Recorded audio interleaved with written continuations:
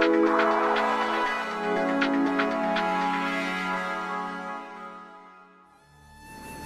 Lanka is a small tropical island in the south of India. Nature there is beautiful and colorful.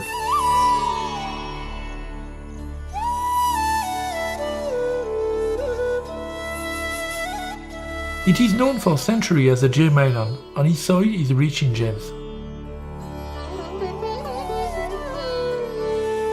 In Sri Lanka, sapphires are king. The finest blue sapphire are called peacock blue, after one of the emblematic birds of Sri Lanka. Sapphire deposits are found mainly around Ratnapura, Elaira and Kataragama, while Gao, Beruwala and Colombo are the main trading centers. In its desire to provide a reliable service to the trade regarding origin determination of gemstone, the GIA must establish a solid reference collection. This is the reason why we are traveling regularly to Sri Lanka in order to collect the sample GIA needs for its collection.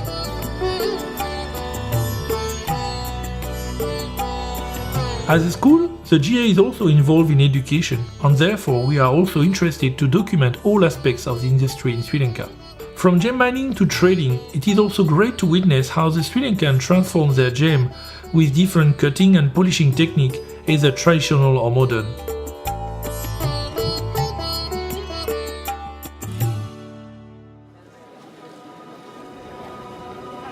Usually a field expedition starts visiting a gem market. This is a great place to meet people, see stone and get news about new production, new deposits and their locations. This is a Niwitigala gem market, so it's a market specialized on rough stone, especially Gouda.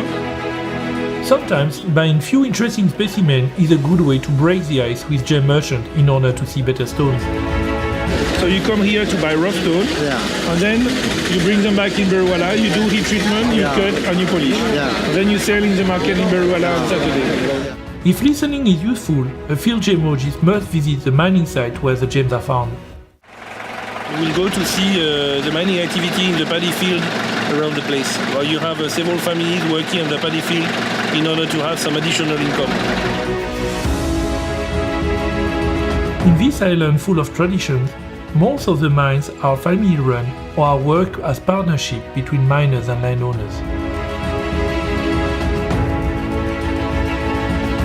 In Sri Lanka, sapphires are mainly found from secondary deposits, resulting from the weathering of rocks that formed hundreds of million years ago. Gems are then found in gravel under shallow soil. Mining is usually done either with an open pit or by tunneling under the paddy fields. All these paddy fields, all these valleys are potential gem traps.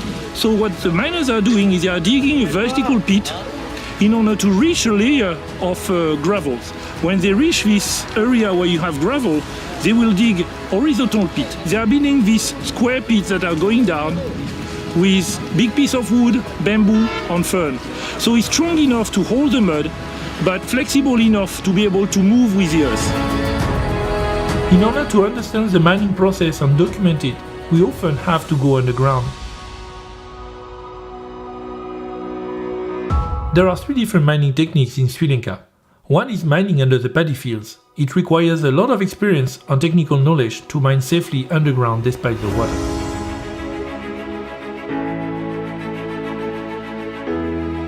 The use of wood and ferns allows the water to pass but retains the mud. Then they need to pump the water out to be able to mine.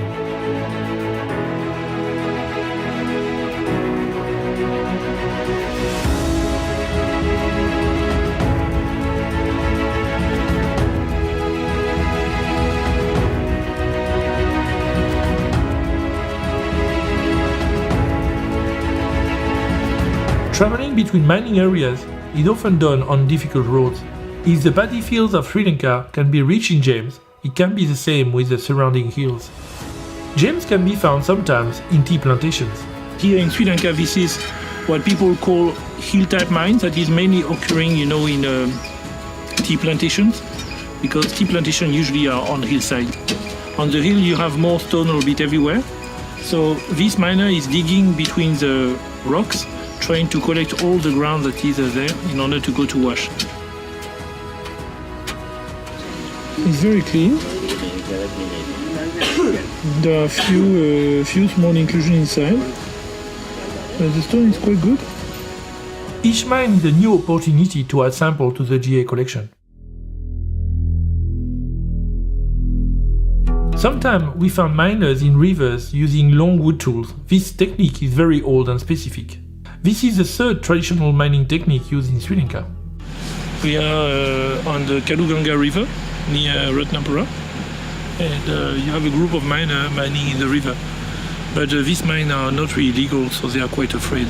They are using long shovels in order to collect, the gravel, and collect them and they put them at the side, under their feet. So like that, the river, is taking away all the mud, and they are concentrating the gravel under their feet. At the end of the day, they will collect everything they have dredged, and they will finish the washing, and hopefully they will be able to get some stone. If many mines in Sri Lanka are small scale, in some rich area, mines are actually profitable enough to be mechanized. The next step in this expedition is to witness mechanized mining. Everybody knows about the traditional mining technique that we have seen during the past few days, but very few people know that there are also a lot of large-scale mechanized mines here in Sri Lanka that are contributing a lot to the production of sapphire of the country. For the GA, it is important to get samples from many different types of mines, traditional or mechanized. I'm quite happy about the small blue sapphire. It's a nice gem quality piece. After collecting samples, we document and label them carefully, but we never get enough of them, so we're often back looking for more stone and meeting more people.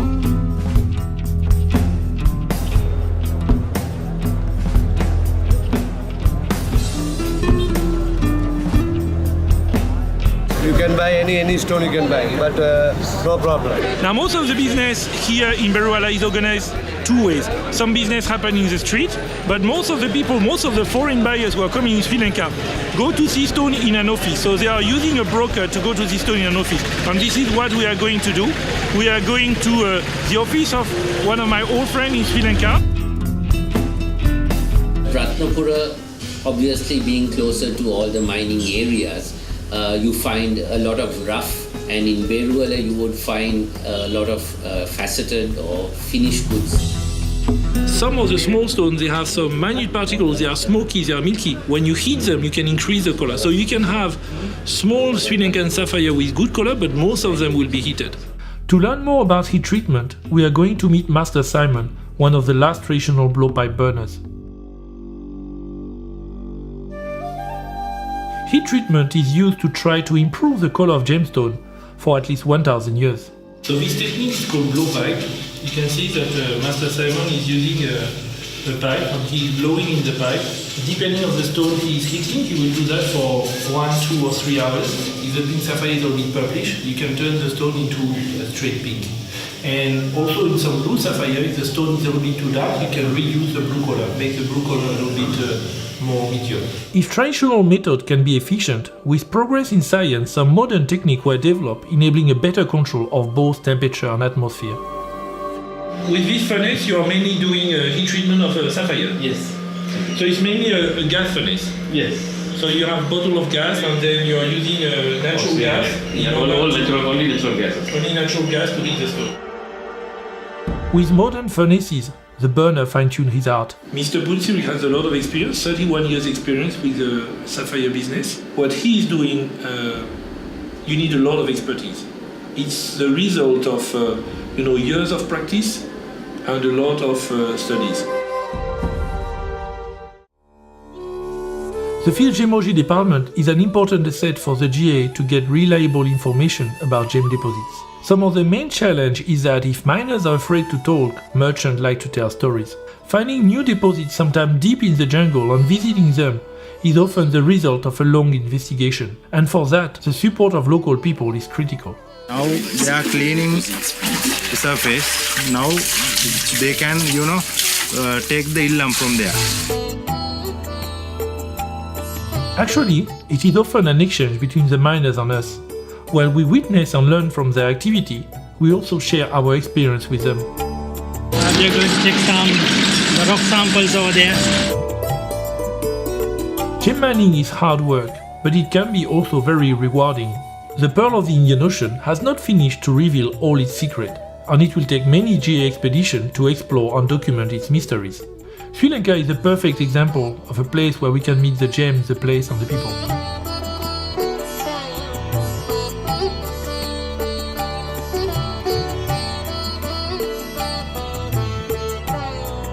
there is still a huge potential. There are a lot of areas where you have potentially sapphire and that were never mined. So I think we don't have finished to visit Sri Lanka. I will probably continue to visit Sri Lanka 1 or twice a year for the next 5 to 10 or maybe 15 or 20 years.